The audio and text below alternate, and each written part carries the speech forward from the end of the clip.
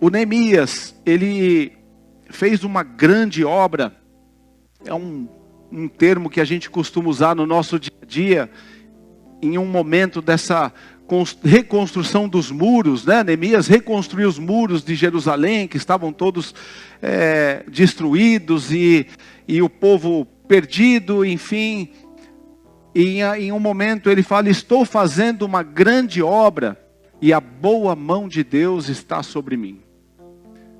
Mas depois que estava tudo pronto, que ele acabou de reconstruir os muros já haviam sido reconstruídos, mas a terra ainda estava assolada, porque a terra ainda vivia tudo o que os inimigos destruíram.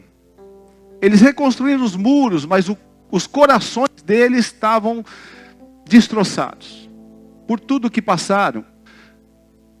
A cidade estava vazia, e isso entristecia o povo. Quando o Esdras abria a Bíblia, abria os pergaminhos para ler a palavra de Deus, o povo chorava.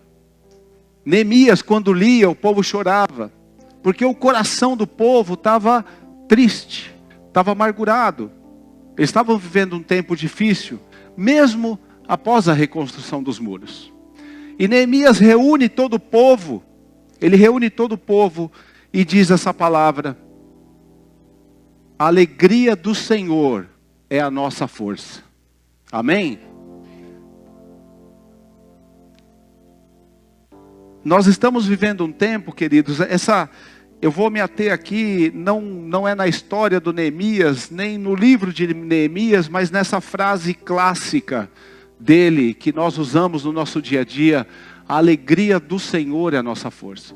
Porque a gente está vivendo um tempo muito difícil. A nossa geração está vivendo um tempo muito difícil.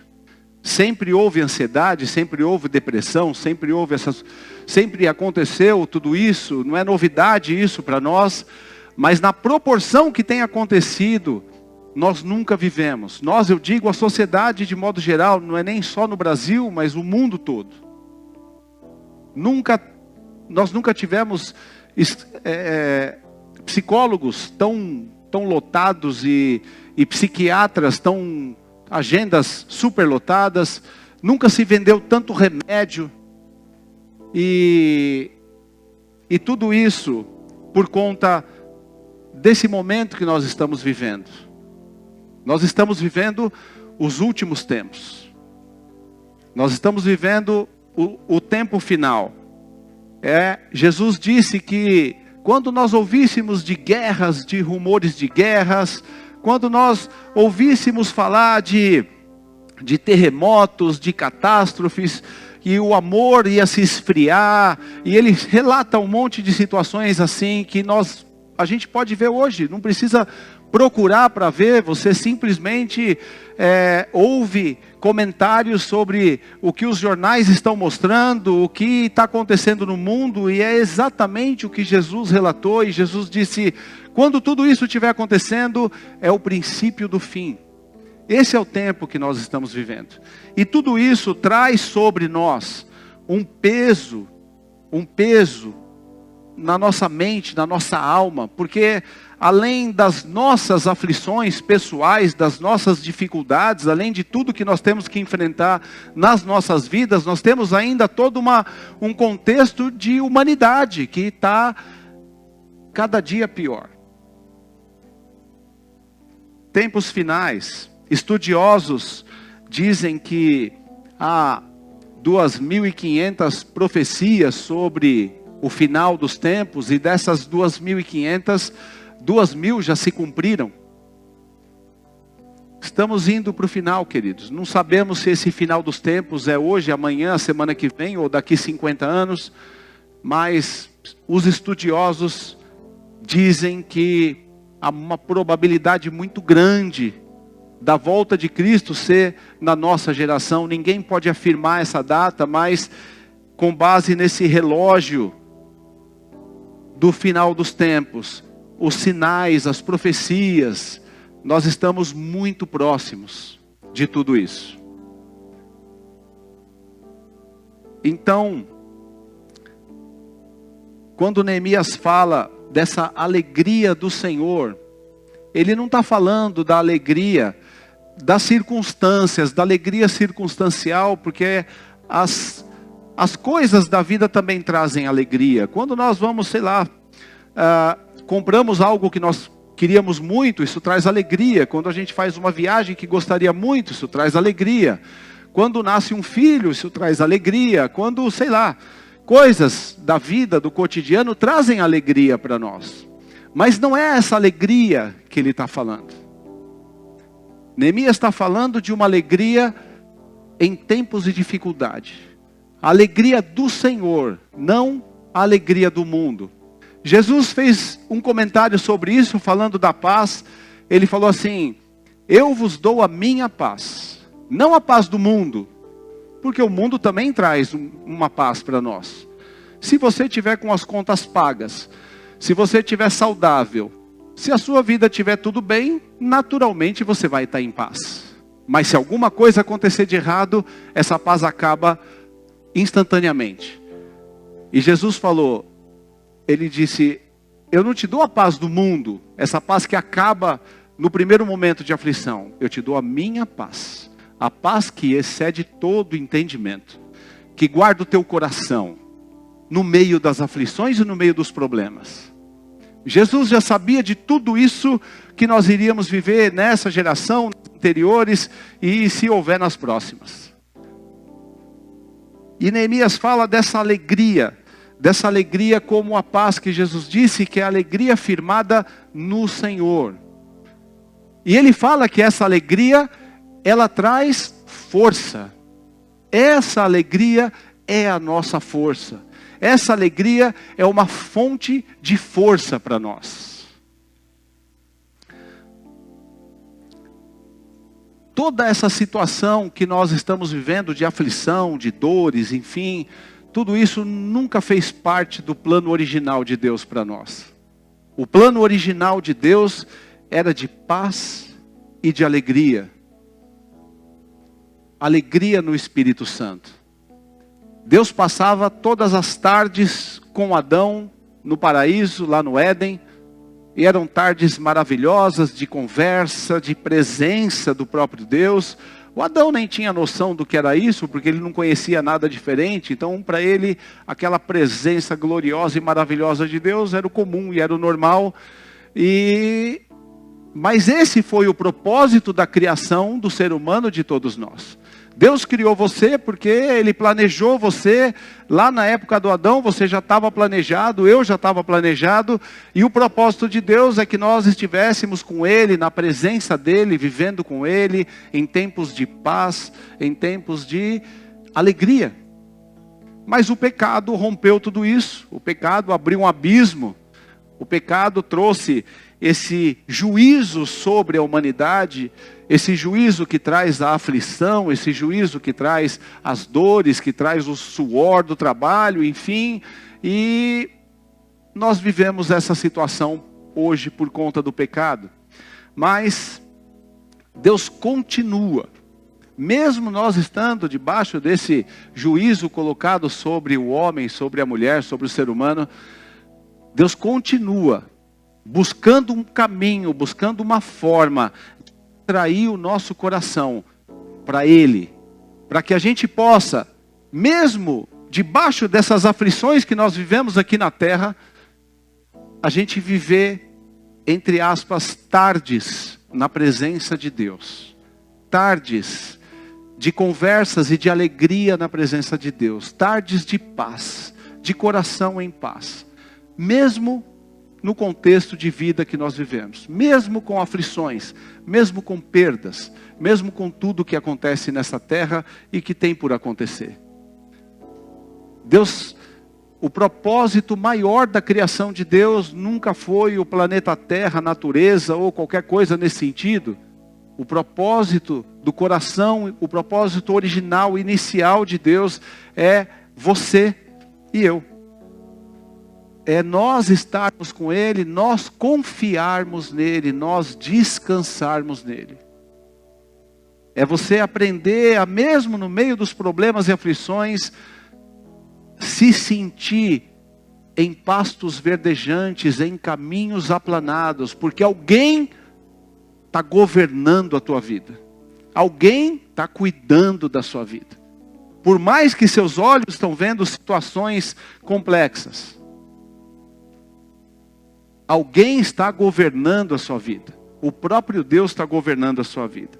Mas nós saímos desse lugar de alegria, de paz, e a gente se deixa levar por essas aflições e aflições desse século.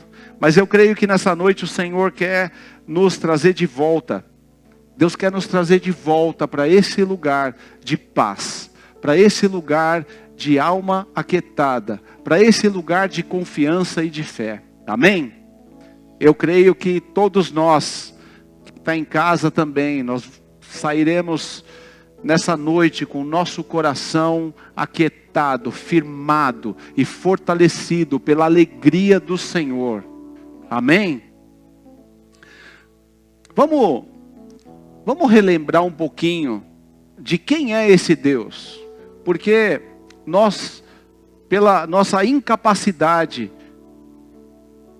pela nossa inteligência limitada, a gente acaba diminuindo. Nós não dizemos isso com a boca, mas a gente acaba diminuindo o poder de Deus. A gente acaba fazendo com que as promessas de Deus se tornem apenas frases da Bíblia. Nós esquecemos quem é esse Deus. Quem é esse Deus? Você consegue lembrar das coisas que aconteceram na sua vida até hoje? Se você aí der uma puxada na memória, você consegue lembrar dos feitos de Deus na sua vida? As coisas que Deus fez na sua vida e que ninguém consegue roubar isso de você, porque você tem convicção, você tem certeza absoluta que aquele momento e aquela situação foi Deus que agiu. Não foi ninguém, não teria como. Não foi coincidência, aquilo foi Deus que fez. Lembra desses momentos da tua vida em que você viu a mão de Deus? Você viu mesmo a mão de Deus. Foi Ele mesmo que agiu na tua vida. Foi Ele que fez. E aquele Deus que fez, continua fazendo na tua vida. Ele continua com você. Ele continua presente na tua vida.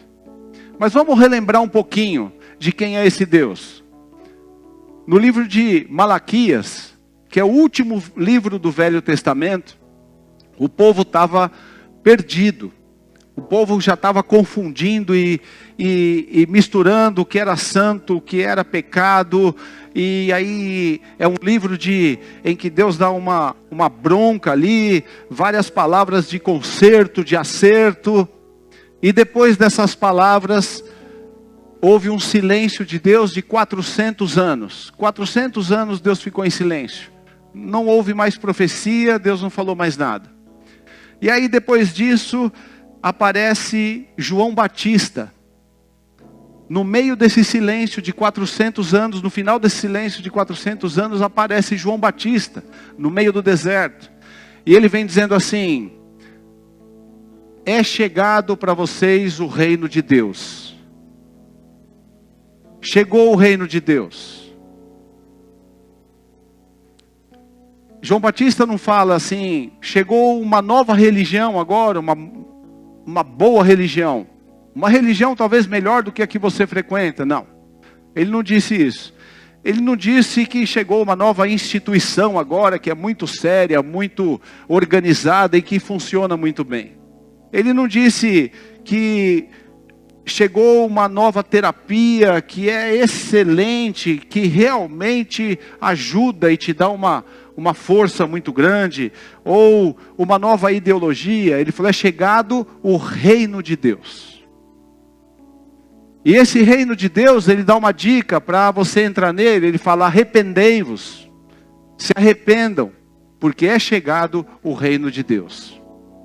Ele fala de um governo. Quando João Batista está falando do reino, ele está falando de um governo. Chegou um novo governo sobre a tua vida. Chegou um novo rei sobre a sua vida. É a constituição de um novo reino. É diferente de tudo que você está acostumado. E logo em seguida disso, Jesus aparece e se apresenta e ele diz: eu sou o caminho, a verdade e a vida. E ninguém vem ao Pai se não for através de mim. Não adianta você fingir que é religioso, não adianta você se esconder atrás de uma reputação, não adianta você fingir que está tudo bem. O único caminho para você chegar ao Pai é através de mim. E aí Jesus começa a fazer as obras que nós conhecemos, os ventos obedecem Ele, as trevas se prostram a Ele, e Ele faz aquelas curas gigantes, impacta toda aquela sociedade, e vira um caos, porque vira uma guerra dos religiosos daquele tempo. E a Bíblia diz que o governo está sobre os seus ombros, que o domínio está sobre suas mãos, e que a morte está sobre o seu domínio. No livro de Atos diz que os horrores da morte não puderam manter Jesus sob o seu domínio. O que mais um ser humano pode temer nessa terra é a morte. E Jesus experimentou a morte. Ele passou pela morte. Ele experimentou a morte. Mas Deus ressuscitou ele. Aleluia. E quando Deus ressuscitou Jesus, ele que foi dominado pela morte, passou a ter o domínio sobre a morte. Ele domina sobre a morte. Isso quer dizer, queridos, que não existe nada nessa terra, nesse universo, não existe nada no reino de Deus que não esteja sob o controle de Jesus. E esse Jesus que está no controle de todas as coisas, é o rei desse reino que governa a sua vida. Nós passamos aqui na terra sim por aflições e por dificuldades. E isso não vai parar, e isso não vai acabar. Mas nós pertencemos a um reino que tem um rei que governa sobre todas as coisas. Soberano, autoridade, poder, glória. Tudo que Jesus é. Mas ele se apresenta como manso e humilde de coração. Com todo o senhorio de Jesus, o poder de Jesus e a glória dele, quando ele vem até nós, ele se apresenta como manso e humilde de coração. E ele se apresenta como manso e humilde de coração, porque ele quer, é como se ele quisesse dizer para nós: filho, você precisa entender que a aflição não é o medo das situações, não são as perdas que definem quem você é e o propósito da tua vida e o teu futuro. A alegria do Senhor é a tua força. Você precisa você precisa tirar os seus olhos do medo, das situações, das aflições e dessa coisa toda da terra. Porque tudo está sobre o domínio de Cristo. Nada é novidade para Ele. A pandemia não foi novidade para Cristo. A pandemia não foi novidade para Jesus. As guerras não são novidade para Jesus. Nada do que acontece na humanidade, nada do que acontece no dia a dia da sua vida, da sua casa, é novidade para Jesus. Ele tem o domínio de todas as coisas.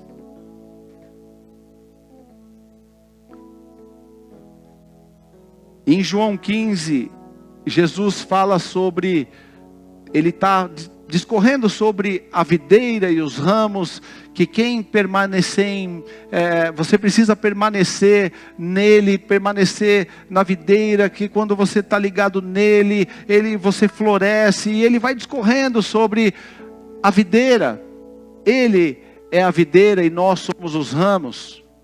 E ele fala algo interessante no capítulo 15. Capítulo 15, verso 11. Ele diz assim, ele explica toda essa relação, essa analogia que ele faz da videira e os ramos, que representa ele, o relacionamento dele e a gente. E depois de explicar tudo isso, ele diz assim: eu lhes disse essas coisas para que fiquem repletos da minha alegria. Sim, a sua alegria transbordará. Amém?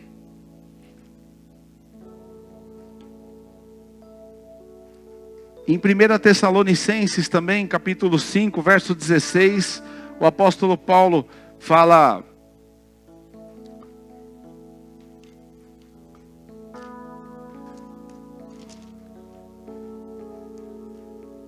estejam sempre alegres, nunca deixem de orar, sejam gratos em todas as circunstâncias, porque esta é a vontade de Deus para vocês em Cristo Jesus. Vocês estão entendendo, queridos, a diferença da forma como Deus olha a nossa vida e o mundo e tudo o que acontece? Com a diferença em que nós olhamos essas coisas, ou a diferença em que essas coisas todas são apresentadas para nós, porque todas essas situações, essas aflições do mundo, elas são apresentadas para nós de alguma forma. Quando você está assistindo um jornal, quando você está vendo notícias na internet, a situação do mundo é apresentada para você de uma forma. As coisas são... Quando você vai fazer um exame médico, esse exame, o resultado dele é apresentado para você. Todos os dias, coisas, situações são apresentadas diante dos nossos olhos. Mas essa é a forma como o mundo nos apresenta as coisas. E se nós não nos atermos à forma como Jesus nos apresenta a vida, a gente vai perder a alegria do Senhor. E a gente vai mergulhar no medo, nas aflições e nas dores. Por isso que a Bíblia nos orienta a orar sem cessar, a meditar na palavra de dia e de noite, porque quando nós estamos cheios da palavra e cheios da graça e da presença de Deus, quando o mundo nos apresenta situações, a gente pode tomar um susto inicial, ficar preocupado, mas em seguida a gente se renova na alegria do Senhor. Porque a gente tira dos nossos olhos, a gente tira da nossa frente o que os nossos olhos estão vendo, o que foi apresentado, e nós olhamos na perspectiva do que Deus apresenta para nós, da forma como Deus enxerga as situações, as aflições da terra e a nossa vida. Está dando para entender, queridos? A diferença das situações em que acontecem diante dos nossos olhos, o que acontece diante dos nossos olhos é completamente diferente. A forma como nós olhamos para isso, da forma como Deus está vendo isso. Quando nós olhamos, talvez ao nosso redor é só desespero e pânico, e problemas não só na sociedade, mas os nossos pessoais, as coisas do dia a dia. Mas se a gente parar e olhar, você vai ouvir Jesus falando: não temas, crê somente. Eu já sabia de tudo isso, fica tranquilo. Você vai ter aflições mesmo aí no mundo, é normal, fica tranquilo, mas eu estou com você. Você não está sozinho. Eu sou o rei do reino. Eu governo os reinos e governo o mundo e governo a sua vida. Amém, queridos? A alegria do Senhor é a nossa força. Isso precisa entrar no nosso coração. Isso não é uma coisa que vai ser ministrado espiritualmente em nós. Isso é algo que precisa ser aprendido, estudado. Isso tem que entrar na nossa mente. Como diz em Romanos, nós temos que ser transformados pela renovação da nossa mente. É algo que nós temos que aprender uma forma de pensar que nós temos que aprender, exercitar. O apóstolo Paulo, no livro de Filipenses, ele fala assim, esse é um texto bem conhecido, e muito bom de meditar e de orar, e que traz muito alívio para a alma, que nós conhecemos. No Filipenses capítulo 4, verso 4, ele fala assim: alegrem-se sempre no Senhor. Eu repito, alegrem-se. Que todos vejam que vocês são amáveis em tudo o que fizerem. Lembrem-se de que o Senhor virá em breve. Outras versões dizem, lembrem-se, diz, porque o Senhor está perto. Não vivam preocupados com coisa alguma. Olha isso, irmãos. Olha o que ele diz aqui. Não vivam preocupados por coisa alguma. Em vez disso, orem a Deus, pedindo aquilo do que vocês precisam. E agradecendo por tudo que Ele já fez. Então, vocês experimentarão a paz de Deus que excede todo entendimento, e guardará o seu coração e a sua mente em Cristo Jesus. Amém, queridos? Alegrem-se sempre no Senhor. O diabo não precisa fazer grandes coisas para roubar a nossa fé. Não precisa de fazer coisas mirabolantes. Ele não precisa fazer como fez com Moisés lá diante do faraó, fazer a cobra, o cajado virar cobra também. Não precisa de grandes sinais. Ele só precisa que nós estejamos desatentos. Só isso. Nada além disso. Ele só precisa que a gente esteja longe da presença de Deus. Longe do relacionamento com Deus, da oração. Longe da palavra de Deus. Porque aí, dessa forma, não precisa de coisas grandes para ele fazer. É simples o trabalho dele. Porque longe dessas coisas, ele só precisa apresentar o mundo da forma como o mundo vê. Sem fé. E aí ele te mostra resultado de exame, ele te mostra situações de guerras, ele mostra situações de perdas, problemas na família, no trabalho, em qualquer lugar, na igreja, em todo lugar. E isso rouba completamente a nossa alegria, rouba o restinho de fé que tem. E daí começa a desabrochar o que acontece na nossa sociedade hoje. Ansiedade e aflições e depressão e tudo isso. E tentando nos conduzir até o suicídio, que é a perda final. Não precisa de grandes coisas. Basta a gente estar vazio das coisas do alto. Basta a gente deixar o nosso coração vazio do que nos traz esperança. E o mundo imediatamente vai se tornar cinza. O apóstolo Paulo está dizendo aqui assim: olha, para de enxergar o mundo como o mundo se apresenta para você. Você não faz parte de nada disso. Você sofre aí as aflições. Jesus já disse isso. Mas Ele está com você em todas as situações. Tenta lembrar qual foi o momento em que você ficou abandonado de Deus. Eu te desafio. Tenta puxar na sua memória o momento em que você ficou abandonado de Deus. Eu não estou dizendo que você nunca teve aflições, porque Jesus falou que nós teríamos elas. Mas em qual momento que você ficou abandonado de Deus? Nós abandonamos Ele. Mas Ele nunca nos deixa e nunca nos abandona. E por isso Ele diz: alegrem-se no Senhor. Alegrem-se no Senhor, porque a alegria do Senhor é a sua força. A sua força não é o estado de que está tudo bem, as coisas estão todas resolvidas. Isso não é a alegria do Senhor, essa é a alegria do mundo, ela acaba rápido. A alegria do Senhor, aprenda a alegria do Senhor, se fortaleça na alegria do Senhor, e você vai olhar para as apresentações que o mundo te faz de outra forma. Você vai olhar para tudo isso como Jesus olha, sem medo, sem aflição, firme na rocha, firmado na rocha, com o coração tranquilo e em paz, porque você sabe em quem você tem crido. No verso 12, o apóstolo Paulo fala de um segredo. Ele chama isso de segredo. É uma chave. Ele fala assim no verso 4, capítulo 4 de Filipenses.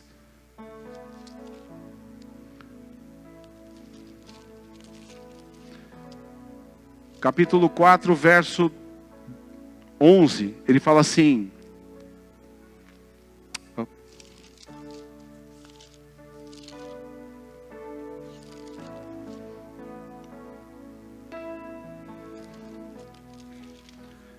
Verso 11, ele diz assim: não digo isso por estar necessitado. Olha só, pois, o que ele diz? Aprendi. Olha isso, queridos, ele não está dizendo aqui que ele foi ministrado, alguém pôs a mão na cabeça dele, ungiu, orou, e ele teve essa revelação, ou ele teve um sonho com uma revelação profunda. Então não, ele está dizendo, eu aprendi a ficar satisfeito com o que eu tenho. Isso é uma chave, queridos. Isso é uma chave para a alegria do Senhor. Isso é algo que tira você da depressão. Isso é um remédio que tira você da ansiedade. Isso é algo que muda a forma como você enxerga as coisas que o mundo te apresenta. Eu aprendi a ficar satisfeito com o que eu tenho. Eu sei viver na necessidade. Ele não está falando que estava tudo bem, não. Eu sei viver na necessidade. Mas eu também sei viver na fartura. Eu aprendi, outra vez, eu aprendi o segredo, ele chama de segredo. Eu aprendi o segredo de viver em qualquer situação. De estômago cheio ou vazio. Com pouco ou muito. E aí ele termina dizendo, posso todas as coisas, por meio de Cristo, que me dá forças. Amém, queridos? Posso todas as coisas, por meio de Cristo. Aí você diz assim, mas é muito difícil. Eu não consigo lidar com isso.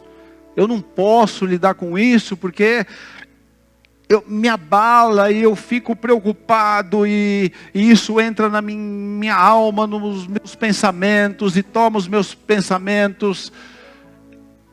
Essa é a forma que o mundo te apresenta, até você mesmo. Mas o apóstolo está dizendo aqui, o apóstolo Paulo, posso. Talvez o mundo dizia para o apóstolo Paulo, você não vai poder aguentar isso. Essa você não vai aguentar. E ele disse, posso aguentar sim. Você não vai aguentar a prisão não, porque lá o negócio vai ser feio, porque é um lugar terrível. Não é uma prisão como nós conhecemos não, é subterrânea, no meio das pedras, com umidade. Posso. Você não vai aguentar ficar com fome, você não vai aguentar as controvérsias de Roma. Posso. O Senhor está dizendo para você, meu irmão e minha irmã, nessa noite, se tem algo dizendo para você aí na sua vida que você não vai aguentar e que está muito difícil e que essa é realmente muito grande, o Senhor está dizendo, você pode sim. Você pode todas as coisas naquele que te fortalece. Você pode suportar sim. Você pode encarar essa situação sim. Porque não é na tua força que você vai encarar. Talvez você tenha razão quando diz que não pode, porque você está calculando pela tua força, e pela tua força realmente você não vai.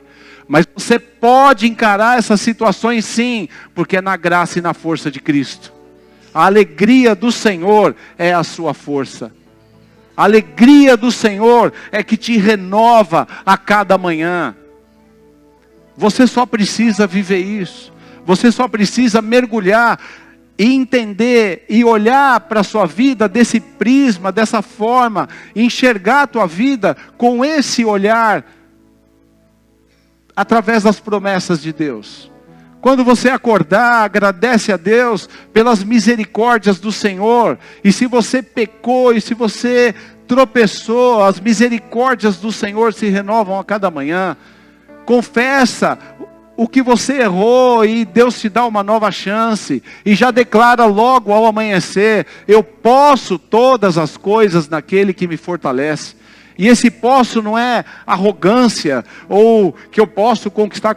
Não, eu posso passar por qualquer tipo de aflição. Eu posso encarar o que vier nesse dia hoje, porque não é na minha força. É no poder e na força da alegria do Senhor. É pelo poder do Espírito Santo. Se você tem que encarar um exame médico, se você tem que encarar um problema na justiça, se você tem que encarar um problema de família, seja lá o que for que você tem que encarar, querido, os desafios da sua vida, troca o medo, troca a aflição pela alegria do Senhor. Aprenda a viver na alegria do Senhor. Ela é tua força, ela traz o sorriso para o teu rosto, ela traz alegria para a sua alma. Amém, queridos? Você não pode mais, o Senhor não quer mais, queridos, nos ver triste por causa de circunstâncias, porque elas vêm e vão, fazem parte da vida. Mais uma vez, analisa a tua vida no passado, quantas situações difíceis você passou, quantas aflições você já passou, e passou, acabou. Assim vai acontecer com as próximas também, amém? Mas o que não pode é perder a alegria do Senhor. Jesus não fica assustado com nenhuma situação que acontece na vida de nenhum de nós, queridos. E nem no mundo. Ele brilha no meio do caos. Jesus brilha no meio da controvérsia, do problema, no meio do caos. Quando Jesus veio, Israel estava um caos político e religioso. E Jesus brilhou no meio do caos. No meio do caos, Jesus chamou Pedro, chamou o Mateus, e ganhou almas, ganhou o Zaqueu, ganhou a mulher samaritana, no meio do caos. Ganhou almas. No meio do caos, ele discipulou os discípulos que se tornaram os apóstolos. No meio do caos, Jesus estabeleceu a igreja dele. No meio do caos. O caos não é problema para Jesus. Ele está acima de tudo isso. Jesus governa a sua vida, queridos, no meio do caos. E traz bênçãos para você no meio do caos. E abre portas para a tua vida no meio do caos. E faz milagres na tua vida no meio do caos.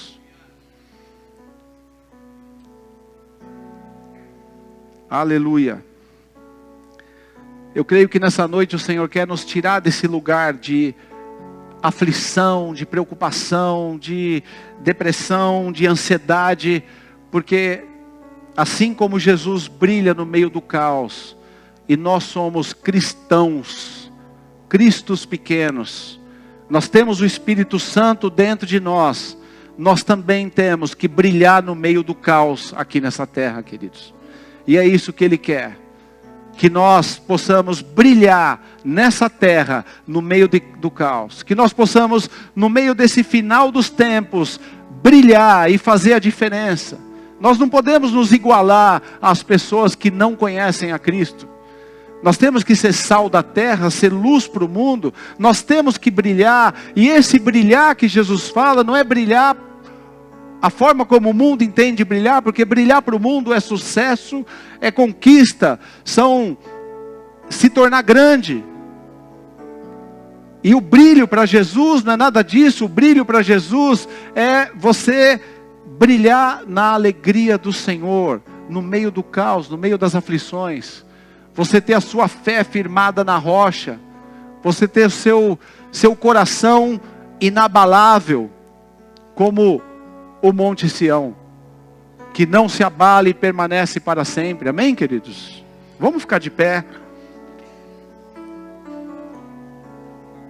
Sai desse lugar, queridos, de preocupação.